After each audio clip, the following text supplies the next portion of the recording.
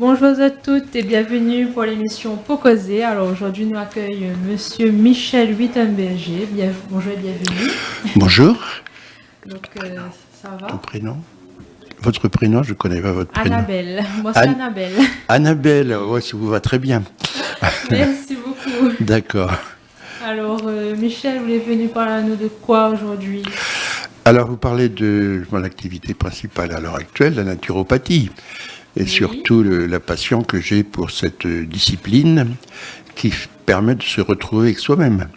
C'est-à-dire de se rendre compte à quel point notre médecin muet qui est en nous est capable de faire des miracles si on le laisse agir et si on ne le traite pas d'imbécile. C'est vrai, chaque fois que les gens ont un petit malaise, ils pensent que le corps il est en train de complètement dérailler, que c'est un idiot, et alors on se précipite chez un monsieur qui n'est pas un idiot, qui est très diplômé, et qui va vous prescrire des médicaments qui ne sont pas idiots non plus, mais qui vont vous faire parfois du bien, mais parfois du mal aussi. Donc, et parfois les deux, mais parfois que du mal, ça arrive aussi. Donc, voilà. Donc non. Disons, qu'est-ce que c'est la naturopathie d'abord? Je pense commencer par là, peut-être même par me présenter en disant que je suis naturopathe et j'enseigne naturopathie depuis les années 1982 à La Réunion. J'ai eu des magasins diététiques pendant un moment. Je suis aussi diplômé au niveau de l'éducation nationale, enfin, etc. J'ai 2 licences, de maîtrise, bon, d'accord. Et puis, voilà, la naturopathie, je l'ai rencontrée parce que j'ai réussi à me guérir d'une spondylarthrite ankylosante, et par des moyens tout à fait naturels, c'est-à-dire en changeant mon cadre de vie, en enlevant l'alimentation qui peut me faire du mal. J'ai eu la chance de venir à La Réunion et de trouver des gens qui mangeaient que du riz, alors que je mangeais que du pain avant. Ça a dû faire du bien. J'ai décidé d'arrêter de boire, tout alcool, j'ai décidé de ne plus fumer, évidemment. Et puis, puisque on me disait que j'étais foutu, bien autant se mettre à manger des crudités, beaucoup de crus, etc., etc.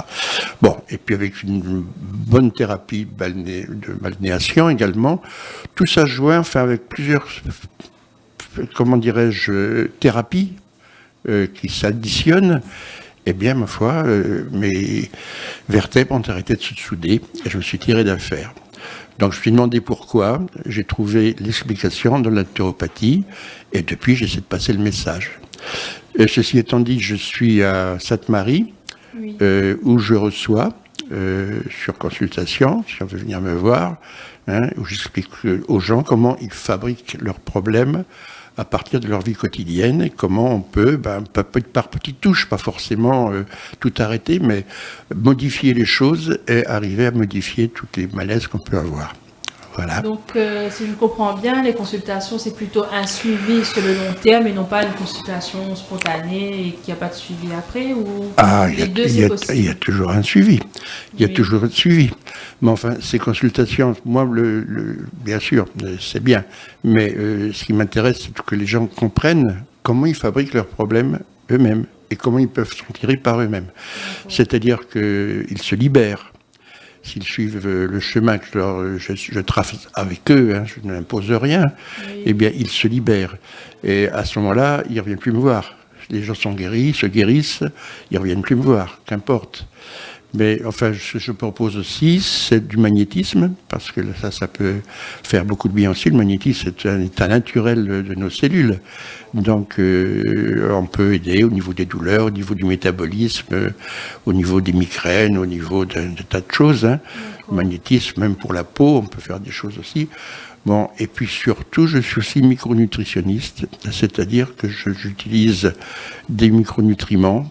Il y en a, évidemment, on est envahi à l'heure actuelle de plein de produits, mais je sais choisir ceux qui sont bons, ceux qui sont valables. Et c'est un peu en joignant à la fois les plantes, parce que je fais beaucoup de phytothérapie. J'étais tisaneur pendant 10 ans dans ce pays, à La Réunion. D'accord. Vous avez trouvé un vrai vivier ici à La Réunion aussi, je pense. Au niveau plantes, bien ça. sûr, bien sûr. Donc je suis le seul métropolitain à avoir été sur les marchés pendant 10 ans. D'accord. Avec des plantes et des produits diététiques. À l'époque, la société s'appelait Diététique Nature et Santé.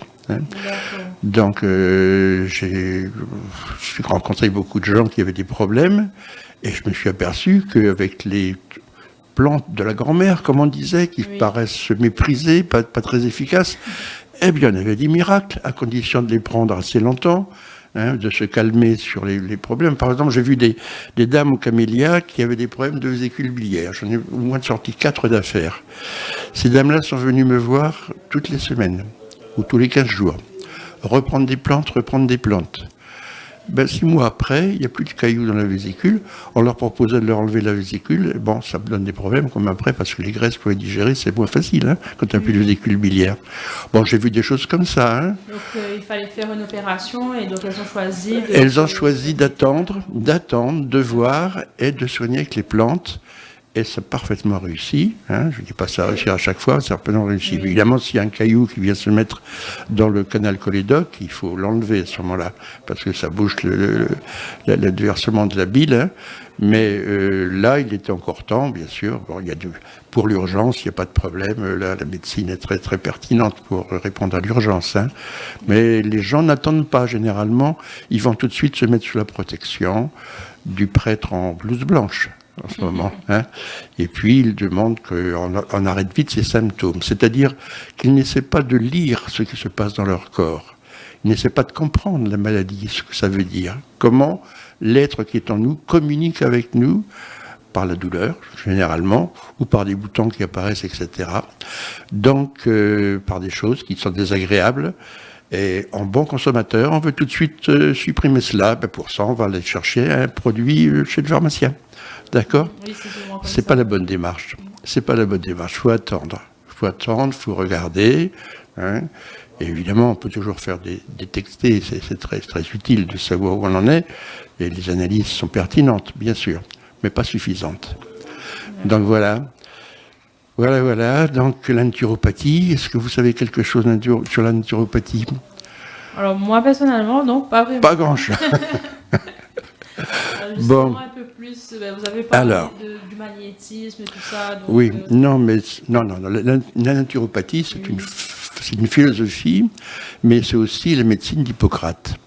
Hippocrate, c'est-à-dire le patron des médecins, 6e siècle avant Jésus-Christ, 6e, 5e siècle avant Jésus-Christ, entre les deux, qui disait que l'alimentation soit un seul remède, d'une part, et surtout ne pas nuire, c'est-à-dire ne pas intervenir avec violence sur un organisme, etc. C'était l'école de Kos, une île dans la mer Égée, qui s'opposait à l'école de Cnide, une autre île dans la mer Égée plus près de l'Égypte. L'école de Cnide disait, voilà, il faut mettre des produits qui vont arrêter les phénomènes, les symptômes. Vous voyez, c'est une vieille histoire. Alors que Hippocrate disait, mais non, il faut laisser regarder et laisser le corps agir et l'aider à aller dans la direction qu'il prend pour l'aider. Donc, ces deux façons de voir les choses se sont battues jusqu'à présent, continuent à se battre, puisque maintenant, c'est l'école de Cnide qui a triomphé au niveau social, puisqu'on vous distribue des produits chimiques en quantité. On y distribue la planète aussi. Alors, si ça fait du mal à la planète, je n'arrive pas à comprendre comment ça peut vous faire du bien. Bon. Donc, je suis un représentant d'Hippocrate. Les médecins jurent sur Hippocrate, mais malheureusement, ils sont un petit peu coincés avec le laboratoire et la sécurité sociale, et ils sont obligés de prescrire ce qu'on leur dit de prescrire. Il y a des médecins qui font autre chose, mais enfin bon, il ne faut pas trop que ça se sache. Donc, il y a une conformité dans la consommation à l'heure actuelle qui aboutit à ce que les gens sont toujours des effets désagréables après les prises de médicaments. On est trop médicalisé. Donc nous, ce qu'on propose, c'est, d'abord, une éducation. Il faudrait que dans l'éducation nationale, on apprenne aux enfants à manger, qu'on leur apprenne les symptômes, etc., ce que ça signifie. Et puis également, qu'on prévienne les parents, quoi. Quand un gamin a une fièvre de 38 degrés, 38,5, c'est pas la catastrophe. On peut attendre 2-3 jours pour regarder ce qui va se passer. Parce que s'il y a de la fièvre, ça veut dire qu'il y a de la vie. Quand il n'y a plus de vie, il n'y a plus de fièvre. Donc c'est pas dramatique. C'est pas dramatique. Mais évidemment, derrière tout ça, vous avez les changements d'alimentation qui se font à l'heure actuelle et qui sont particulièrement inquiétants, du fait que l'agriculture ne produit plus des aliments qui sont de bonne qualité. Et c'est une très vieille histoire. Je peux remonter à la Grèce. Les Grecs, ils arrivaient dans une vallée, ils cultivaient. Bon, ça durait 2-3 générations, puis se mettaient à être malades. À ce moment-là, une partie de la population prenait un petit peu une partie du feu de la cité, montait dans les bateaux et ils partaient dans une vallée à côté où il n'y avait personne et ils recommençaient. C'est comme ça qu'ils ont peuplé tout le bord de la Méditerranée jusqu'en Espagne, hein, la partie nord sur toute la Méditerranée. Pourquoi ? Parce que quand on fait de l'agriculture, au bout d'un certain temps, les plantes ont arraché tout ce qui est valable dans la terre, les oligoéléments, c'est surexploité et la valeur énergétique et de la qualité des aliments baisse et à ce moment-là, une maladie s'installe. Nous sommes en concomitance, c'est-à-dire en rapport total avec la nature. Nous sommes nous-mêmes la nature, n'est-ce pas ? Il n'y a pas de coupure. Lorsque des gens disent l'environnement, mais l'environnement, c'est moi aussi. C'est moi. L'environnement, il est en moi. Et moi, je suis dans l'environnement. Mais je ne suis pas dans une, comme on regarde la télévision ou un écran, je ne suis pas dans un truc artificiel. Si je suis vivant, du moins quand je ne suis plus que dans le virtuel, à mon avis, je suis mort. Mais non. Et voilà, c'est le problème, c'est la perception qu'ont les gens de la nature, de leur propre nature, mais c'est un tout. Et l'Église, pendant une certaine période, ne nous a pas aidés, puisque la nature était satanique, etc. La nature de la femme, surtout, quelle horreur. Bon, toute la nature. Et bien, les naturopathes, eux, s'accordent avec la nature, et je pense que c'est la philosophie de l'avenir, si cette espèce qu'on appelle l'humanité veut bien survivre sur cette planète. Parce que pour vivre ailleurs, c'est pas demain la veille, hein, oui. D'accord ? Donc c'est une rééducation à une nouvelle philosophie, un nouveau mode de vie. Voilà. Comment ça s'établit un peu avec les personnes que vous avez rencontrées ? Alors, quand une personne vient me voir en consultation, il y a déjà le contact. Ce qui est pertinent, c'est de laisser les gens s'exprimer d'abord. Hein. Quoique, en regardant un visage, je peux dire tout de suite qu'est-ce qui ne va pas. Hein. Je ne sais pas ce qu'ils me parlent. Bon. Mais d'abord, donc, laisser les gens se libérer, s'exprimer, parler. Hein. Et puis là, on va regarder l'alimentation d'abord. Donc, je suis diététicien, hein, bromatologue, c'est-à-dire l'art de nourrir les gens. Donc, on va regarder ce qu'ils mangent. Vous savez, il y a 40 ans, des gens étaient les seuls à dire, attention, le lait, oh là là, c'est pas un produit très bon, hein. C'est pas ça qui va vous donner des os solides, c'est pas vrai. Bon, maintenant, apparemment, les 3/4 des gens, enfin, beaucoup de gens le savent, dans les classes moyennes, tout du moins, pas dans les gens qui n'ont pas le temps de s'informer, mais beaucoup de gens le savent, mais il y a 40 ans, on était les premiers à le dire. Premier à dire aussi, attention, le pain blanc avec le gluten, avant il y avait 10% de gluten, maintenant il y a près de 40%. Où on va avec ça, c'est allergisant, etc. Il y a 40 ans, on disait ça déjà. Et puis on disait aussi, mangez cru, vous allez vous sortir d'un cancer, changez votre alimentation, vous allez voir, mettez-vous à jeûner et vous allez vous sortir de votre cancer. Et on se faisait condamner pour ça il y a 40 ans. Hein. Et maintenant, les autorités sanitaires ont quand même pris la précaution de dire manger 5 fruits et légumes par jour. Savez-vous pourquoi ils disent ça ? Non ? Alors là... pourquoi ils disent ça ? Parce que le corps en a besoin aussi. Parce que le corps en a besoin, il y a les vitamines, les oligo-éléments, la fraîcheur, etc. Oui. Il y a surtout ce qu'on appelle des safrérols dedans. C'est-à-dire qu'il y a des molécules qui sont des molécules de défense des plantes, des végétaux. Il y a aussi des cellules souches. Tout ça, c'est utile, absolument indispensable même pour nous. Hein. Malheureusement, la quantité de safrérols et de cellules souches baisse avec l'agriculture conventionnelle, comme on l'a fait à l'heure actuelle, celle qui nourrit les plantes à coups de phosphate, potasse, etc., hein, donc d'azote. Donc, malheureusement, ça baisse énormément, parce que tous ces éléments sont absolument indispensables pour notre santé, pour ne pas produire des gens qui ont des problèmes à la naissance, tous les gamins qui ne savent plus où ils sont, etc., à l'heure actuelle. Hein. Donc, on a absolument besoin d'aliments de qualité pour être en bonne santé nous-mêmes. Donc, on est complètement lié à la nature. Hein. Ensuite, vous avez le problème de l'équilibre acido-basique du terrain. Votre terrain, c'est-à-dire, en fait, le terrain, ce sont des données électromagnétiques, de courant, d'ensemble d'atomes qui bougent, etc. Bon, ce terrain, S'il devient acide, il permet le développement des maladies neurogénératives, en particulier des tumeurs. Hein, et il faut basifier le terrain. Et c'est ce que j'apprends, moi, aux gens quand ils viennent me voir en consultation. C'est-à-dire, voilà, premier point, vous créez votre problème avec quoi? Votre alimentation. Donc, on va déjà travailler sur l'alimentation, la diététique, et on va se mettre d'accord pour voir ce qu'on peut supprimer, remplacer, etc. Première étape, c'est 20 minutes. Hein, OK. Deuxième étape.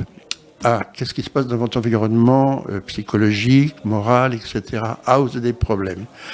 Savez-vous que lorsque vous stressez, par exemple, vous produisez un corticoïde qui acidifie tous vos tissus, et évidemment, vous êtes en acidose. En acidose, développement des maladies dégénératives. Hein. Maintenant, vous avez des douleurs, je peux intervenir peut-être avec le magnétisme. Hein. Mais surtout, peut-être on peut mettre en marche un système où on va joindre à la fois phytothérapie, magnétisme, micronutrition, hein, et puis votre effort personnel, c'est-à-dire un changement de mode de vie, hein, un changement de perception. Donc la consultation va durer 1 heure, 1 heure et demie. Hein, voilà. Et généralement, les gens qui viennent me voir, eh bien, ils sont déjà dans une démarche de prise en charge. C'est-à-dire, au lieu d'aller demander l'aide, de supplier l'aide d'un médecin ou d'un pharmacien ou d'un autre thérapeute quelconque, ou d'un sorcier, parce qu'ici, il y en a aussi, hein, ils vont se dire, mais comment je fabrique mon problème, quoi? Monsieur m'a dit ça, mais peut-être. Alors je vais essayer, je fais une tentative. Hein. Voilà. Ils ont déjà la volonté de changer. Ouais. C'est peut-être une des raisons pour lesquelles je n'échoue pratiquement jamais quand j'ai un patient en main. Donc voilà. Ceci étant dit, mon but, c'est aussi de diffuser une idéologie naturopathique qui permet aux gens de se libérer, hein, et non pas d'être enchaînés à des systèmes de consommation. C'est vrai qu'en ce moment, on entend beaucoup parler de la surconsommation de médicaments, surcharge en hôpitaux, Donc, c'est vrai que c'est un sujet qui nous concerne aussi. Et donc, comme vous avez dit, dans le traitement, dans le processus, il y a le magnétisme. La phytothérapie, c'est par rapport aux plantes. Mais le magnétisme, ça consiste en quoi, en fait? Le magnétisme, vous savez, c'est quelque chose d'assez mystérieux quand même, parce que on travaille, quand je commence à magnétiser quelqu'un, je sens très rapidement les zones qui sont plus chaudes, plus fraîches, etc., etc. Et je travaille surtout à développer les couches énergétiques qui sont autour de l'être humain, c'est-à-dire l'aura. Donc, au début, c'est complètement serré, pressé. Il y a 10 cm autour, quoi. Voilà. Et puis en magnétisant, et puis je m'aide aussi avec un diffuseur d'ondes, hein, magnétiques, donc qui renforce la puissance. Je place des aimants et tout doucement, je répartis l'énergie autour de la personne jusqu'à ce qu'elle se sente bien. Et puis un petit peu de sophrologie en même temps, c'est-à-dire que je les endors, c'est à la limite de l'hypnose. Hein. Donc les gens se prennent une relaxation très très profonde et généralement ils veulent revenir 15 jours, 3 semaines après pour recommencer, parce que ça leur a fait du bien. Donc prise de conscience, aide, hein, c'est le bien-être, je suis dans le bien-être.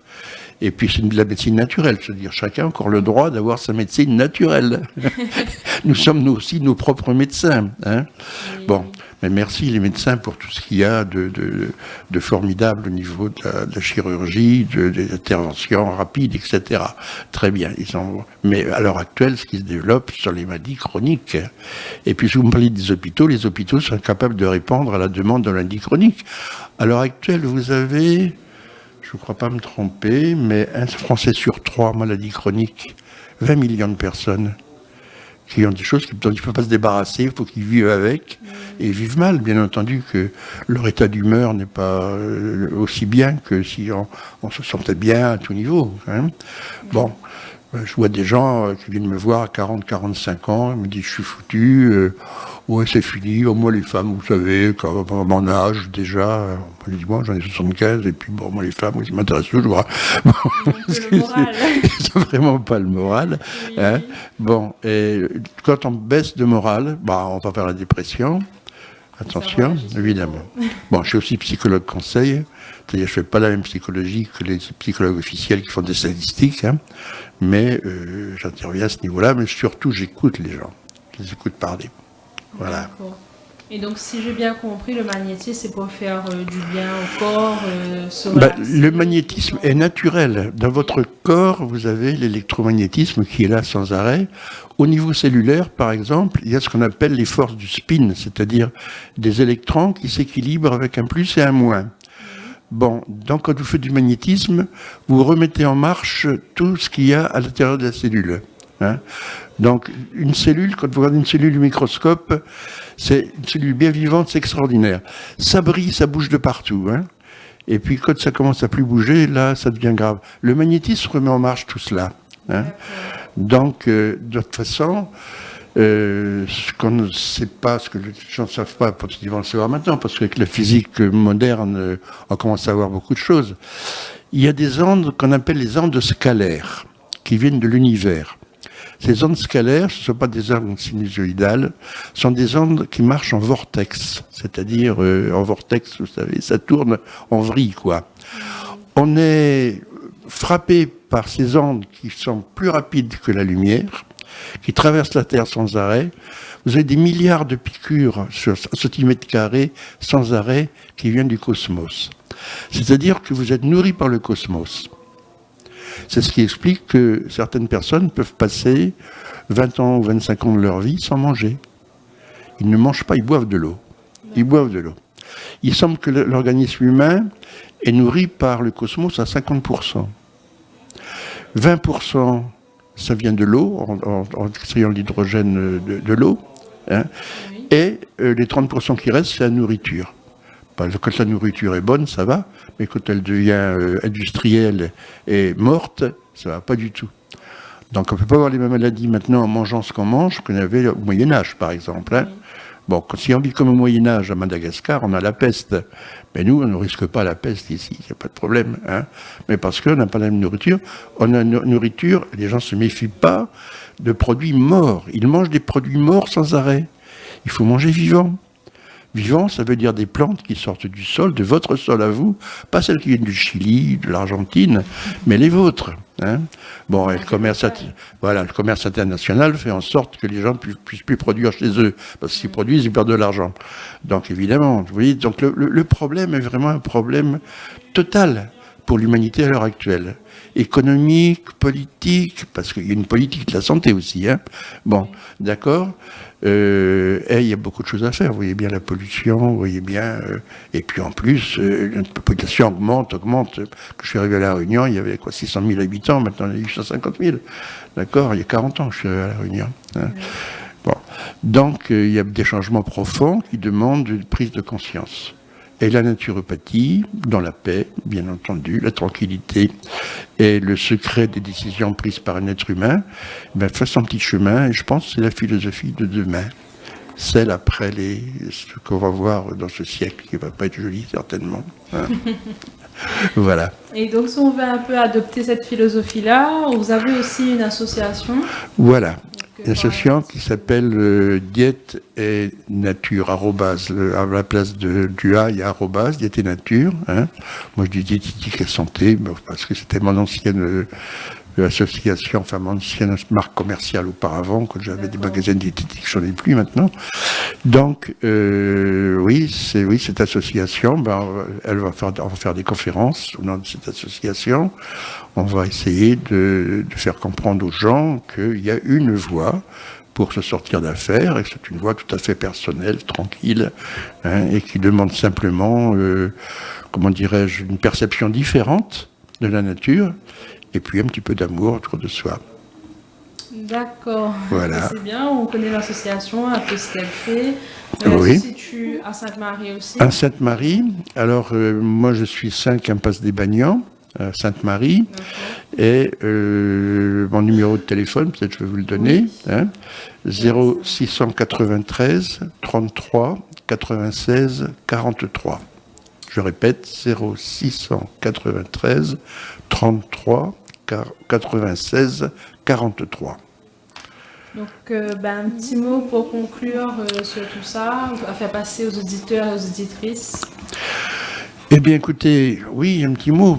Eh bien, ne jamais se décourager. Ne jamais se décourager. Et puis, quand on a un gros problème, si on tombe, on se relève. D'accord ? Il ne faut jamais perdre espoir, bien sûr. Garder espoir, Il ne faut pas vivre d'espoir non plus. Ce n'est pas suffisant.